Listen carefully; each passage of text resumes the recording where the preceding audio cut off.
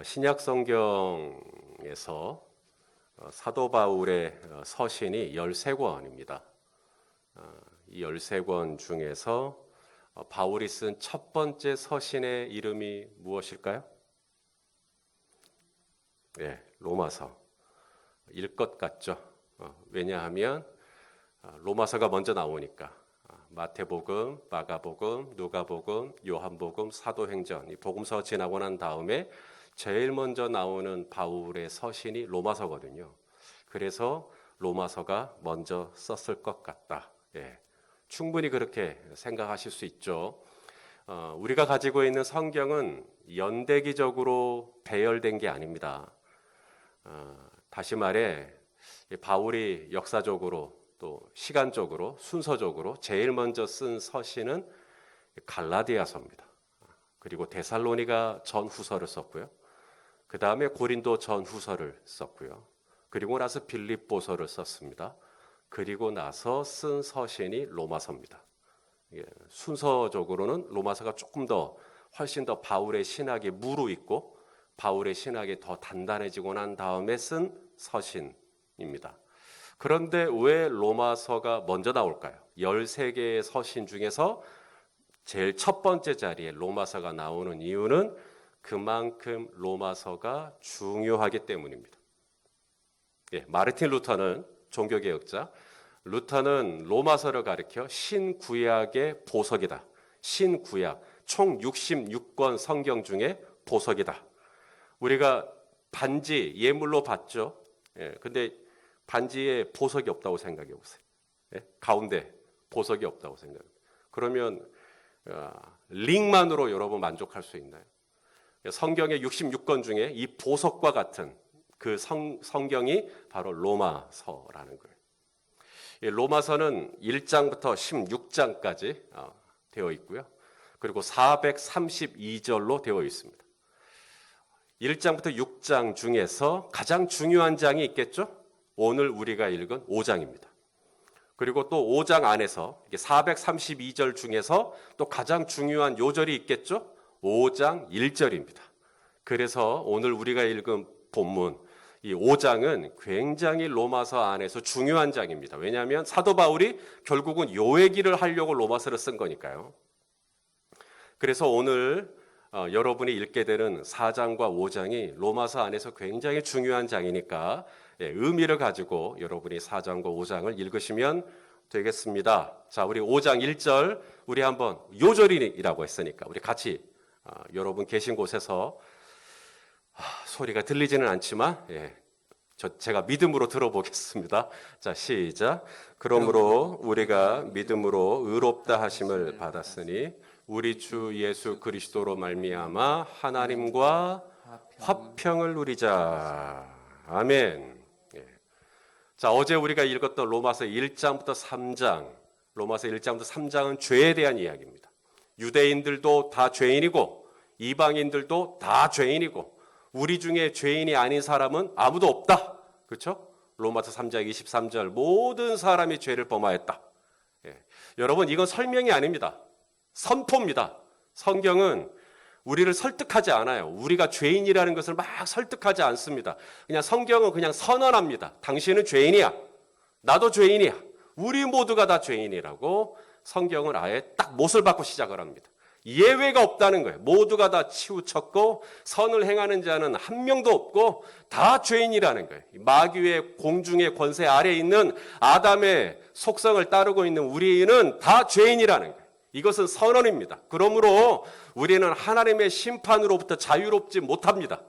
모두가 죄인이니까 모두가 하나님의 심판을 받아 마땅하죠. 하나님의 죄에 대한 심판은 딱 하나입니다. 사망, 죽음밖에 없어요. 그럼 우리 죽어야 돼요, 이제. 죄를 지었으니까. 그런데 우리 안 죽었네요. 우리 지금도 살아 있습니다. 이유는 우리를 대신하여 누군가 죽었기 때문입니다. 나를 대신하여 먼저 죽으신 분이 계셔요. 그분이 바로 예수 그리스도이십니다. 하나님의 아들. 하나님께서 당신의 아들을 이 땅에 보내시고 그리고 예수님이 나의 죄를 대신하셔서 당신이 죄인이 되시는 거예요. 죄는 내가 지었는데 예수님이 죄인이 되셔서 십자가에서 피를 흘려 죽으심으로 피 흘림이 있은즉 죄사함이 있다. 그래서 우리의 모든 죄가 하나님 앞에서 다 사하여진 거예요. 없게 된 거예요. 그래서 하나님이 선언하십니다. 너는 의롭다. 너는 의롭게 되었다. 이게 법정 용어입니다. 무죄라는 뜻입니다. 이제 우리가 죄가 없게 된 거예요.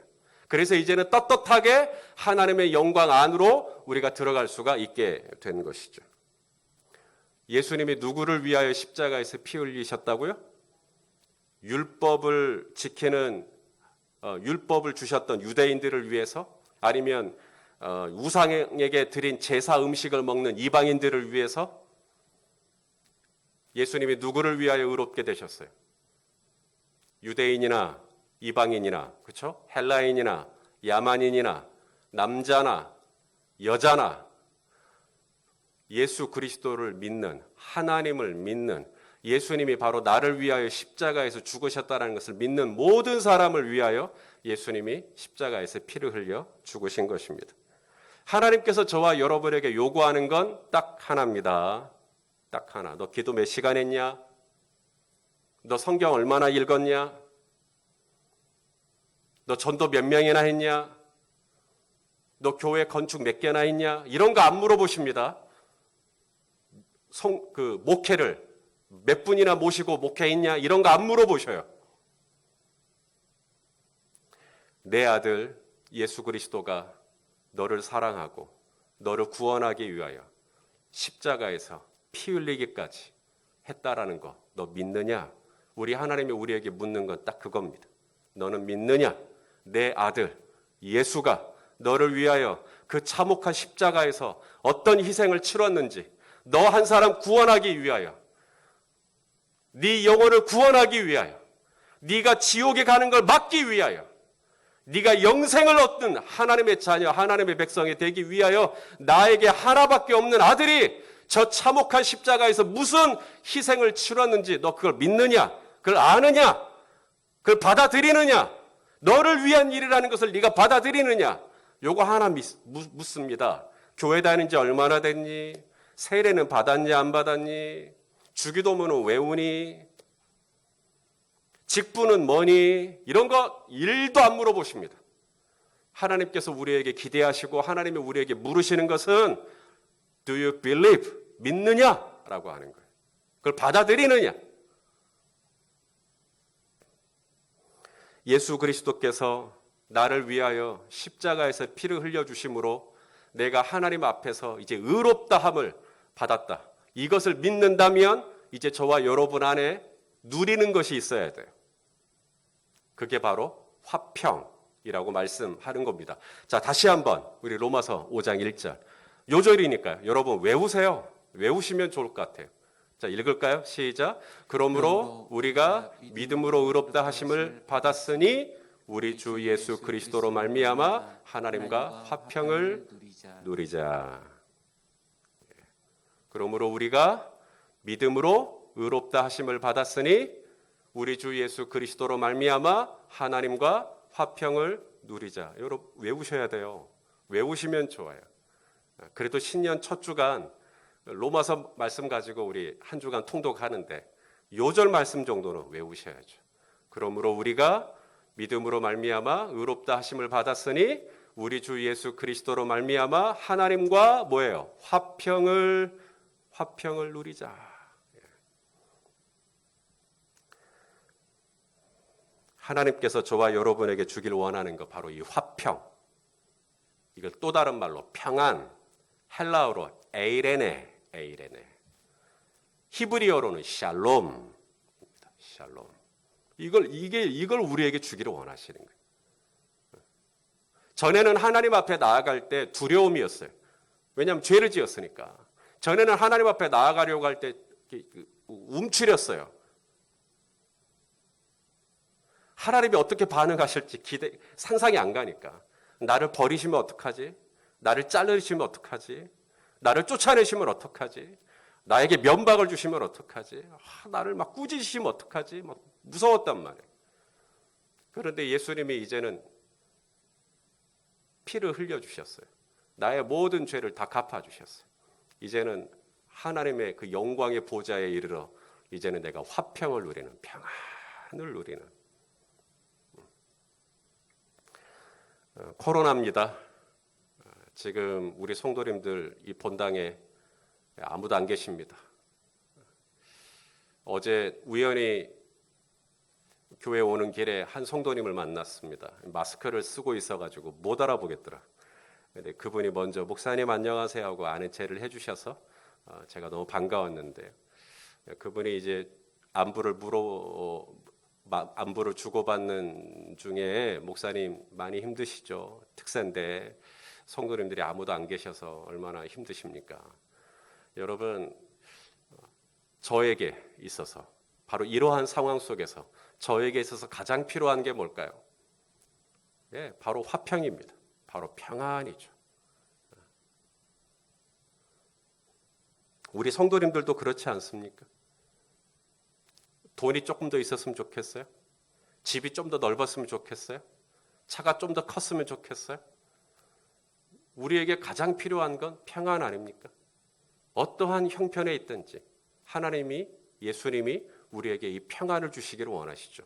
우리 예수님의 말씀입니다. 우리 요한복음 14장 27절 우리 같이 한번 읽겠습니다. 시작. 평안을 너희에게 끼치노니 곧 나의 평안을 너희에게 주노라. 내가 너희에게 주는 것은 세상이 주는 것과 같지 아니하니라.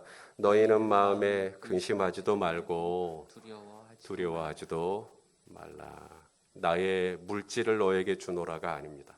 나의 평안을 너에게 주기를 원한다. 이게 예수님이 우리에게 주기를 원하는, 여러분 그 찬양 생각나지 않습니까? 샬롬 샬롬. 아시면 같이 합시다. 샬롬 샬롬 샬롬. 내게 두려워 마라. 나의 아들 나의 딸아 안심하라.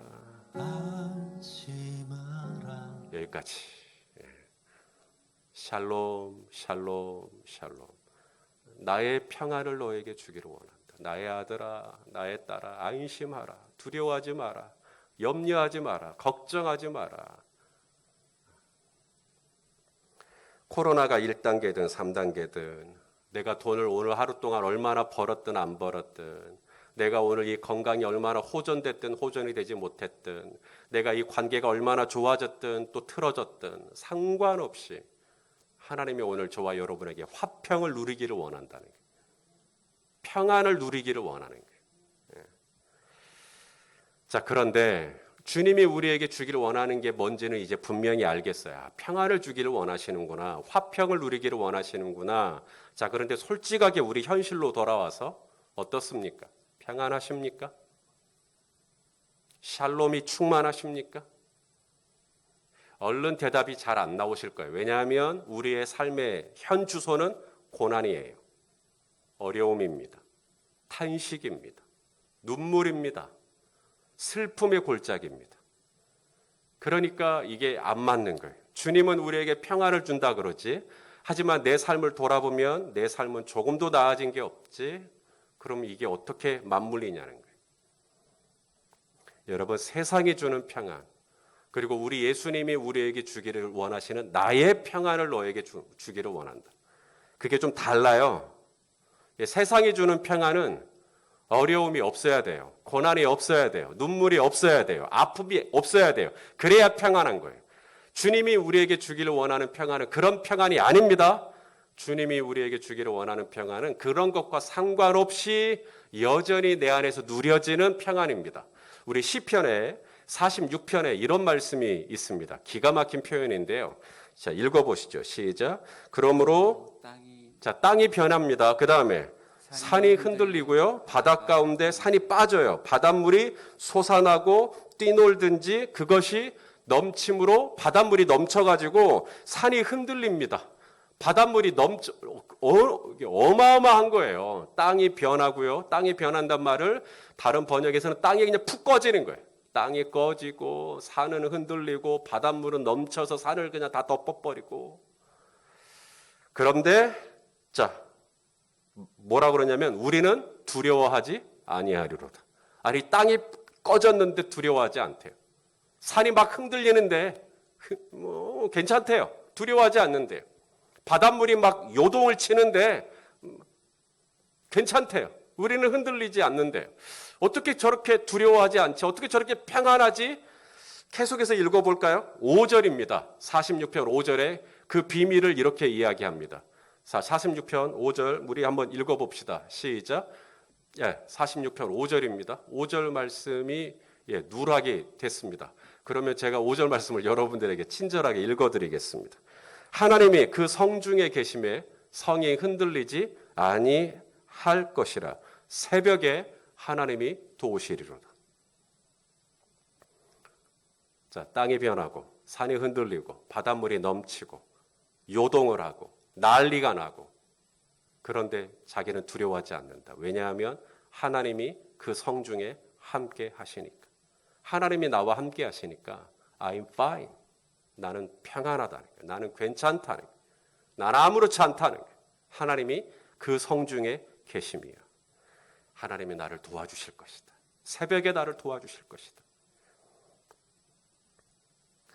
여러분, 어디선가 여러분들에게 아픔이 없고 병든 것이 없고 사업은 늘 잘 되고 자녀들은 말 잘 듣고, 그래 이것이 우리 주님이 말씀하시는 평안이라고 가르친다면 그거 구랍니다. 그건 성경이 우리에게 가르치는 평안하고 아무 상관이 없는 평안입니다. 정말 주님이 우리에게 주길 원하는 평안은 그런 종류가 아닙니다. 우리 예수님도 아프셨고요. 우리 예수님도 피곤하셨어요. 그 파도 속에서도 주무실 만큼. 우리 예수님도 배신을 당하셨어요. 믿었던 제자들에게. 예수님은 사람들에게 버림을 받았어요. 건축자들이 돌을 쓰다가 이 돌은 못 쓰겠나 하고 버린 것처럼 예수님은 그렇게 버림을 받았어요. 그런데도 예수님은 제자들에게 나의 평안을 너에게 준다라고 말씀하십니다. 예수님이 우리에게 주기를 원하는 평안은 모든 사람에게 환영받고 모든 사람이 다 나를 좋아하고 내 삶은 늘 그냥 기분 좋은 일로만 가득하고 이런 게 아니란 말이죠. 바닷물이 넘침으로 산이 흔들리고 요동을 하고 사업장이 요동을 하고 내 가정이 요동을 하고 내 건강이 요동을 하고 내 재정 상황이 요동을 하고 그럴지라도 나는 두려워하지 않는 거예요. 왜? 하나님이 나와 함께 하시기 때문에. 우리 예수님의 고백입니다. 요한복음 16장 32절. 이래도 평안하실 수 있었다는 거예요. 읽어보시죠. 시작. 보라, 너희가 다 각각 제 곳으로 흩어지고 나를 혼자 둘 때가 원하니 벌써 왔도다. 그러나 내가 혼자 있는 게 아니라 내 아버지께서 나와 함께 계시느니라. 그러므로 나는 평안하다. 사랑하는 제자들아, 이 평안을 너희에게 주기를 원한다. 코로나, 사회적 거리두기 2.5단계, 우리 3단계가 되었다고 칩시다. 5단계가 되었다고 칩시다. 그래서 우리 성도님들 이제 아무도 없어요. 여기다. 아니, 코로나 때문이 아니라 코로나와 상관없이 진짜로 아무도 없어요. 우리 성도님들 다 저를 떠났어요. 그래도 제가 아무렇지도 않을 수 있을까요? 예! 내 아버지께서 나와 함께 계시며. 그러면 평안할 수 있다는 거예요. 바로 이 평안을 우리에게 주기를 원하신다는 것입니다. 오늘 바울은 이 환난에 대한, 이 고난에 대한, 어려움에 대한 새로운 해석을 우리에게 내리고 있습니다. 자, 우리 3절과 4절, 오늘 우리가 읽은 본문입니다. 읽어보시죠. 시작. 다만 이뿐 아니라 우리가 환난 중에도 즐거워하나니 이는 환난은 인내를, 인내는 연단을, 연단은 소망을 이루는 줄 알미로다. 와, 이게 엄청난 이야기입니다. 여러분, 환난 중에, 환난이 끝난 거 아닙니다. ing예요. 환난 중에 즐거워하나니. 이게 즐거워한다는 말이 원어로 아주 자랑한다는 거예요. 너무 좋아한다는 거예요. 여러분, 우리가 그렇게 반응할 수 있을까요? 환난 중인데, 어려움 중인데, 지금 정말 힘든 중인데, 난 즐겁다. 나 괜찮다. 이유가 뭔가? 환난은 인내는 믿음이죠. 이 환난을 통해서 뭐가 좋아지냐? 믿음이 좋아져요. 그래서 난 좋다는 거예요. 이 환난이 내 믿음을 더 좋게 할 거니까. 내 믿음을 정금같이 나오게 할 거니까. 그 다음에 이 믿음으로 말미암아 그 다음에는 연단을. 이 연단은 성품을 의미합니다. 단련된 인격이라고 번역된 데도 있어요. 캐릭터, 영어 성경으로는 캐릭터라고 돼 있어요. 그래서 이 환난이 나의 믿음을 좋게 해주고 나의 성품을 더욱더 깊어지게 한다는 거예요. 나의 성품을 예수 그리스도의 성품으로 닮아가게 한다는 거예요. 그러니까 나는 이 환난 중에 즐거워한다는 거예요. 성품이, 이 환난이 나를 망하게 하는 게 아니라 이 환난으로 인하여 나는 예수 그리스도에 대한 신뢰가 더 깊어질 것이며 예수 그리스도의 성품에 참여하는 자가 될 것이며 마지막 소망, 내가 그토록 바라고 원하는 소망을 이루는 거기로 가는, 그러니까 환난 중이지만 바울의 시선은 환난에 머물러 있지 않고 바울의 시선은 환난 중이지만 환난 끝에 있는, 환난 마지막에 가 있는 바로 이 소망까지 가 있는 거예요. 그러니까 낙심하지 않는 거예요. 그러니까 불안하지 않는 거예요. 그러니까 나는 두려워하지 아니하리로다.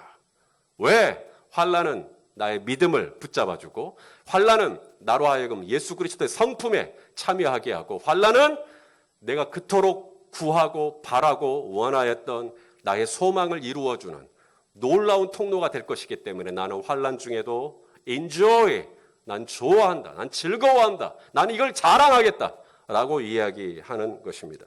여러분, 하나님이 이스라엘을 애굽에서 나오게 하셨어요. 그리고 어디로 데려가요? 젖과 꿀이 흐르는 가나안으로 데리고 가는 겁니다.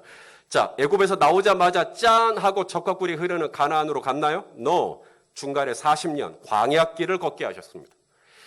어마어마한 길입니다. 이 40년의 광야길. 이스라엘은 거기서 많이 힘들어합니다. 먹을 것도 없고 마실 것도 없고 불뱀과 전갈이 우글거리고. 자, 보시죠. 왜 하나님이 그런 길로 인도하셨나?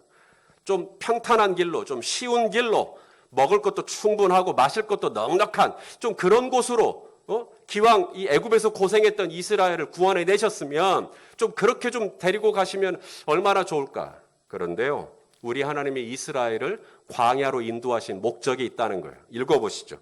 자, 신명기 8장 15절 16절. 자, 시작. 너를 인도하여 그 광대하고 위험한 광야 곧 불뱀과 전갈이 있고 물이 없는 간조한 땅을 지나게 하셨으며 또 너를 위하여 단단한 반석에서 물을 내셨으며 내 조상들도 알지 못하던 만나를 광야에서 내게 먹이셨나니 이는이라는 말은 영어로 because. 왜냐하면 왜 하나님이 나를 이렇게 위험한 광야, 왜 이렇게 나를 이 간조한 땅을 지나가게 하셨을까? 왜 불뱀과 전갈이 우글거리고 왜 이 물이 없는, 돈이 없는, 사람이 없는, 인기가 없는 왜 나를 이런 데로 나를 데리고 가셨을까? 이는 다 너를 낮추시며 너를 시험하사 자보세요. 마침내 어디로 가요? 너에게, 우리 성도님들에게 소망을 이루게 하기 위해서, 복을 주게 하기 위해서. 이게 환난이에요. 이것이 고난에 담겨 있는 신비입니다. 나는 이 광야 중에 왜 하나님이 나에게 자꾸 이런 광야를 허락하시지? 왜 하나님이 나에게 이런 환난을 허락하시지? 왜 하나님은 나에게 이런 시험을 허락하시지? 왜 하나님은 나를 자꾸 낮추시지? 왜 하나님은 나를 자꾸 낮아지게 하시지? 왜 이렇게 비굴하게 하시지? 왜 이렇게 나를 힘드시게 하시지? 그런데 그게 끝이 아니라는 거예요. 우리 성도님들의 광야가 종착지가 아닙니다. 광야는 터널이에요. 그 터널을 지나가고 난 다음에 우리 성도님들의 믿음은 정금 같은 믿음으로, 그 다음에 우리 성도님들의 이 성품이 점점 예수 그리스도의 겸손하고 온유한 성품을 그 고난을 통해서 만들어질 거예요. 그리고 그렇게 성품이 만들어지고 믿음이 만들어지고 난 다음 마침내 우리에게 복을 주실 것인데 소망이 이루어지는 삶으로 우리를 인도해 가실 거라는 거예요. 이것을 바라보고 이 환난 중이지만, 어려움 중이지만 우리 주 예수 그리스도로 말미암아 화평을 누리는 삶을 바울은 살고 있었던 겁니다. 사랑하시는 성도 여러분, 걱정하지 마십시오. 우리 성도님들 안 망합니다. 우리 하나님께서 그렇게 내버려 두지 않으십니다. 이 광야의 길을 걷게 하신 다음, 이 시험의 길을 걷게 하신 다음, 이 눈물의 골짜기를 지나가게 하신 다음 저와 여러분의 성품을 주님께서 더욱더 아름답게 깎아내실 거예요. 그리고 우리로 하여금 이 믿음이 더 깊어지도록, 더 성숙하도록 우리를 그렇게 만들어 주실 것입니다. 그리고 마침내 그 끝에서는 주님께서 우리의 소망과 우리의 기대와 우리의 간구를 아시니까 그 풍성한 열매를 가지고 우리를 그 끝에서 기다리고 계실 거예요. 그리고 우리는 그 주님의 영광과 그 흡족한 상을 우리는 받게 될 것이고, 우리는 거기서 하나님의 이름을 찬양하게 될 것입니다. 그러니까 오늘 우리 주 예수 그리스도로 말미암아 화평을 누리는 복된 하루가 되시기를 예수님의 이름으로 축원합니다. 기도하겠습니다. 하나님 아버지, 우리를 예수 그리스도 안에서 의롭다 하시고 이제는 하나님께서 우리에게 화평을 또 평안을 누리게 하시는, 오 하나님, 세상에 살다 보면 이런저런 일로 마음이 심란할 때가 있고 또 이럴까 저럴까 염려하고 불안할 때가 많은데, 하나님, 우리 성도님들의 심령을 강권적으로 붙들어 주셔서 화평과 평안과 샬롬이 있을 수 있도록 주님 도와주옵소서. 지금은 내가 왜 이런 불뱀과 전갈이 드글거리는 이 물이 없는 간주한 땅을 지나가는지 이해가 안 가지만, 끝에서는 마침내는 내 믿음을 더 강건하게 하시고 내 인격을 우리 주님의 성품으로 담게 하시고, 그리고 그토록 소망하던 꿈이 이루어지도록 내 가정과 내 사업장과 내 일터를 이끌어 주시기 위해서 이렇게 하셨구나. 우리 하나님 그 끝에서 우리가 주님을 놀랍게 찬양할 날을 바라봅니다. 주님 역사하시고 오늘 하루도 우리를 인도해 주옵소서. 예수 그리스도의 이름으로 기도하옵나이다. 아멘.